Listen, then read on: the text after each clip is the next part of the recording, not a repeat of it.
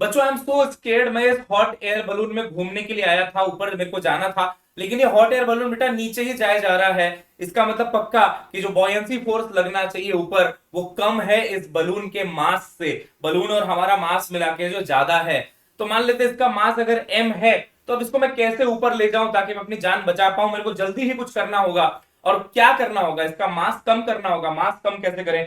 अच्छा, ये पेंगुइन भी हमारे साथ देखो हॉट एयर बलून में आया था, तो सॉरी यार पेंगुइन, अभी तुम्हें यहां से जाना होगा, क्योंकि बेटा शायद ये जाए तो हमारा मास जो ओवरऑल है कम हो जाए और हम ऊपर जाने लगे। तो अभी हम ए एक्सेलरेशन से नीचे जा रहे हैं, टाइम बहुत कम है, इसको जल्दी से अलविदा कह देते हैं, है ना। तो पेंगुइन भाई सॉरी यार, तुम्हें जाना पड़ेगा, तो रेस्ट इन पीस। अब बेटा आप देख रहे, अच्छा अब हमारा देखिए बलून ऊपर जाने लगा है, वाह वाह वाह, जान में जान आई भाई। और आपने नोटिस किया कि ए से नीचे जा रहा था, अब ए से ही ऊपर जा रहा है। तो सवाल ये है कि जिस पेंगुइन ने बलिदान दे दिया, वैसे तो द डिस्क्लेमर इज कि no animals were harmed in this video, वो तो सिर्फ एक डमी था, तो उसका मास कितना था जिसको हमने यहां से गिरा दिया? तो बेटा उस मास का आंसर होता है सिंपल सा 2ma divided by g plus a. ये कहलाता है मास रिमूव्ड, जिससे कि बलून नीचे जाने की बजाय सेम एक्सेलरेशन से ऊपर जाने लग गया। अब उसमें m क्या है? 2ma अपॉन g प्लस ए में m है बलून और पूरे सिस्टम का इनिशियल मास। आइए बेटा एक क्वेश्चन कर लेते हैं। तो क्वेश्चन में बोला गया है कि एक बलून है जिसका मास कैपिटल M है और वो नीचे जा रहा है एक्सेलरेशन g/3 से। उसमें से मैं कितना मास हटा दूं, कितना मास मैं रिमूव कर दूं ताकि अब वो ऊपर जाने लगे सेम एक्सेलरेशन ए से ही।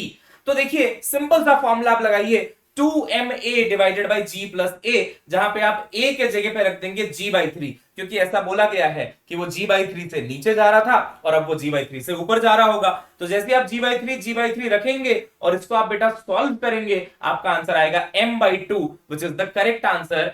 m/2 is the acceleration, sorry m/2 is the mass जो आपने रिमूव कर दिया है, यानी कि उस पेंगुइन बेचारे का मास m/2 था इस पर्टिकुलर क्वेश्चन में। अब इसको करने का एक नॉर्मल तरीका भी होता है, बट वो बहुत लंबा तरीका होता है। आप पहले बलून का फ्री बॉडी डायग्राम बनाते हो, जिसमें कहते हो कि बलून नीचे जा रहा था, फिर आप उसका इक्वेशन लिखते हो, फिर आप बलून का सेकेंड टाइम फिर से एक बार फ्री बॉडी डायग्राम बनाते हो, जिसमें बलून अब ऊपर जा रहा था, फिर से इक्वेशन लिखते हो।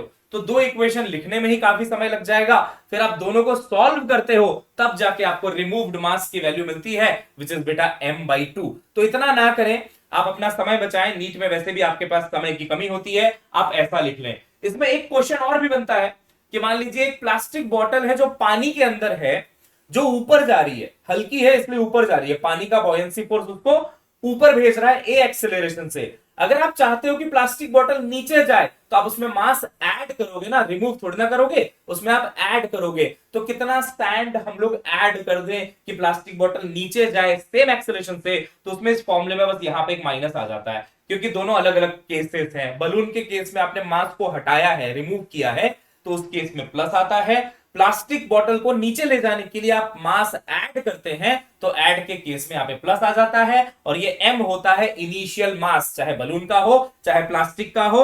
अब आप जाके ऐसे क्वेश्चन कर पाओगे सारे के सारे। तो मैं इस हॉट एयर बलून का मजा लेता हूं, ठीक है, और अब मैं आराम से ऊपर जा रहा हूं, थोड़ी देर घूम फिर के नीचे आ जाऊंगा।